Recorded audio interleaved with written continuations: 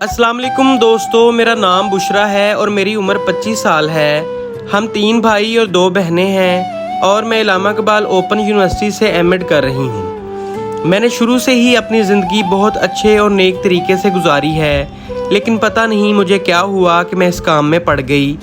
आज मैं जो वाक़या आप लोगों के साथ शेयर करने जा रही हूँ वो मेरी ज़िंदगी का सच्चा तरीन वाक़या है। मैं जिस यूनिवर्सिटी में पढ़ती हूँ वो मेरे घर से काफ़ी फासले पर है, इसलिए मुझे छोड़ने वाला मेरे घर में कोई नहीं होता, क्योंकि मेरे तीनों भाई जॉब करते हैं और वालिदैन बूढ़े हैं। इसीलिए मेरे भाइयों ने मुझे रिक्शा लगवा के दिया जो मुझे यूनिवर्सिटी छोड़ने जाता था।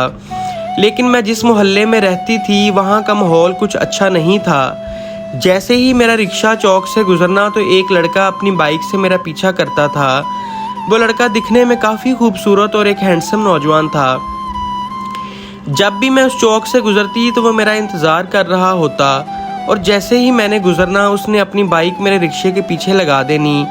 मैं लड़के के इस रवैये से बहुत ज़्यादा परेशान और तंग आ चुकी थी, लेकिन डर के मारे मैंने अपने घर वालों को नहीं बताया कि वो मेरी तालीम ही बंद ना कर दें। लेकिन ये सिलसिला काफ़ी अरसे तक चलता रहा और एक टाइम ऐसा आया कि मुझे वो लड़का आहिस्ता आहिस्ता अच्छा लगने लग गया।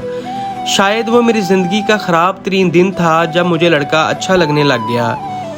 मेरे रिक्शे वाले अंकल को हम दोनों पर शक होने लग गया था, लेकिन मैंने सब की परवाह किए बगैर लड़के से नंबर ले लिया। लड़के का नाम रहमान था, जो बहुत ही प्यारा नौजवान था और उसकी उम्र तकरीबन 22 साल होगी और वो सेकंड ईयर का स्टूडेंट था। जैसे ही हमने नंबर एक्सचेंज किए तो हम दोनों ने रात एक दूसरे से बातें करना शुरू कर दी और बहुत ही कम अरसे में हमने एक दूसरे से मिलने का प्लान भी तैयार कर लिया। रहमान के साथ टाइम गुजारने में मुझे बहुत ज़्यादा अच्छा लगता था।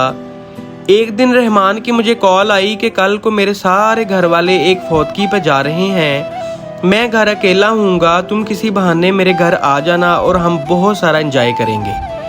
मैं दिल ही दिल में बहुत ज़्यादा खुश हो रही थी और अगले ही दिन मैंने अपने घर वालों से झूठ बोला कि मैं अपनी सहेली की सालगिरह की दावत में जा रही हूँ। मैंने रिक्शा लिया और रहमान के घर पहुँच गई, जो कि घर अकेला था। जैसे ही मैं रहमान के घर पहुँची तो वो मेरा बड़ा बेसब्री से इंतज़ार कर रहा था और थोड़ी ही देर बाद वो एक गिलास में जूस लेके आ गया, जिसको हम दोनों ने ख़त्म किया।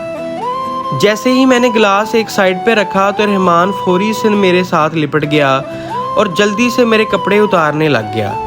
मैं उसको मना कर रही थी कि ये तुम क्या कर रहे हो, लेकिन उसके ऊपर शहवत सवार थी और देखते ही देखते उसने मेरे सारे कपड़े उतार दिए। कपड़े उतारते ही उसने मेरे प्राइवेट हिस्सों पे हाथ लगाना शुरू कर दिया और अब आहिस्ता आहिस्ता मुझे भी मज़ा आना शुरू हो गया था। फिर हमने दिल खोल कर एक दूसरे के साथ प्यार किया, लेकिन अनजाने में मुझसे वो गलती हो गई जिसका मैं कभी सोच भी नहीं सकती थी। उसने अपनी शहवत पूरी करने के लिए मेरे साथ हम बिस्तरी कर ली। जब मैं घर वापस आई तो मैं सारी रात इस सोच में जागती रही कि मैंने ये क्या कर दिया, मुझे ये सब नहीं करना चाहिए था। मुझे ये सोच के और भी ज़्यादा रोना आ रहा था कि मैंने अपने घर वालों का एतमाद मिट्टी में मिला दिया। और उसी रात मैंने रहमान को कॉल की कि आज के बाद वो मुझसे रब्ता ना करे और मेरा नंबर ब्लॉक कर दे। उस रात से लेके अब तक रहमान की कभी मुझे कॉल नहीं आई और ना ही मैंने उसके साथ रब्ता करने की कोशिश की है। दोस्तों, अगर आपको आज की मेरी ये कहानी अच्छी लगी हो तो इसको ज़्यादा से ज़्यादा लाइक करें और मेरी इस तरह की मज़ीद वीडियोज़ के लिए मेरे चैनल बोल्ड स्टोरीज़ हब को लाजमी सब्सक्राइब कर लें। शुक्रिया।